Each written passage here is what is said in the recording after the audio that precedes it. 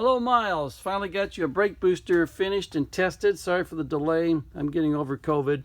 First thing we're going to do is test the brake light switch. Your brake light switch was defective and I took the liberty of installing a new one.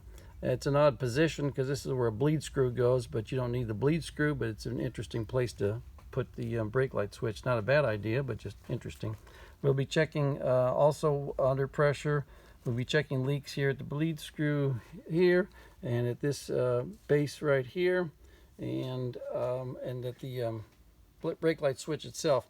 Also, while we're on here, be sure to, you've got big flats on here so you can hold this with a wrench. Be sure to hold this steady while you install your fittings, because this jam nut is merely designed to keep this from turning, but not to keep it from turning if you put an extra torque on this on the fitting right here for your brake lines. So be sure to stabilize this with a wrench. So first thing we're going to do is activate the brake light switch, and you'll be able to see that on the VOM and then also here with the tone.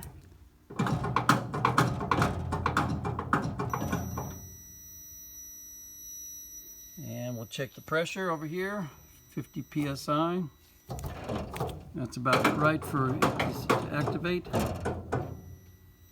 Okay, so now we got a brake light switch. We know it works. All right, so all the steel parts have been CAD plated like original. Air filter assembly has been remanufactured. A new vacuum diaphragm in here. All the hydraulics. So we're all set in that regard. What we're going to see here is on our vacuum, both gauges are tied together and show the vacuum is supplied by my vacuum pump on the machine, and as the booster is activated, this gauge goes to 0. When it goes to 0, the booster is fully activated.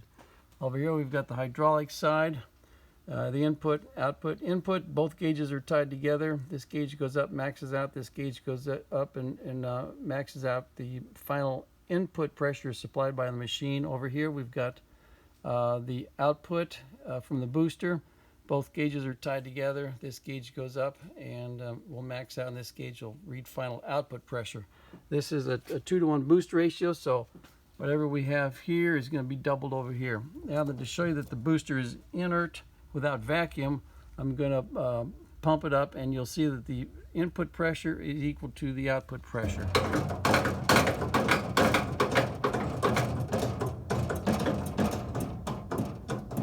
350, 350, 350. Now we're going to hit it with a vacuum.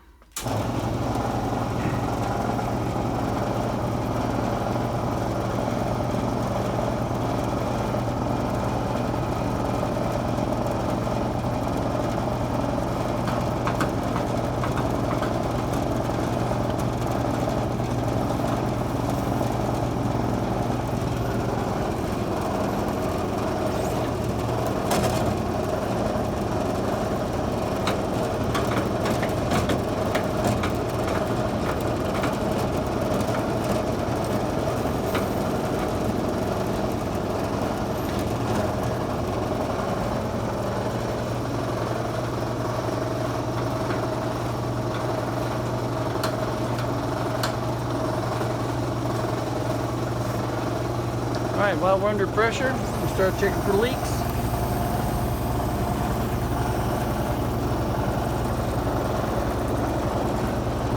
We're all good. Good booster.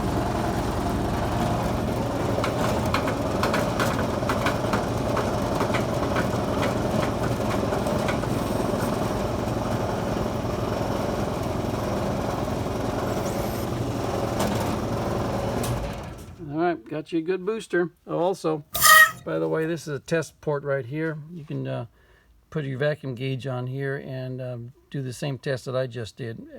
Put a vacuum gauge, and as you press on the brake pedal, watch the and the car's idling, watch the gauge go to 0 as you apply the brakes. It's another test for the brake system. Alright, thanks for your patience. Appreciate it.